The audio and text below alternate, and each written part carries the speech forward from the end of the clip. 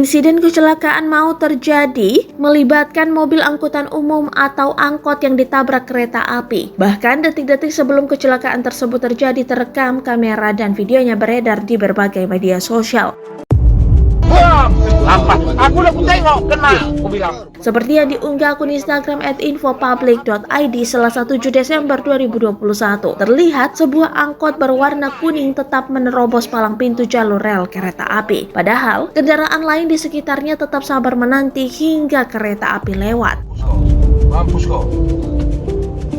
Tinggal satu orang gendong menjaga. Mobil tersebut langsung tertabrak kereta api dan terseret jauh. Pada keterangan tertulis, kecelakaan tersebut terjadi di perlintasan kereta api di Jalan Sekip, Kecamatan Sei Agol, Medan, Sabtu 4 Desember 2021.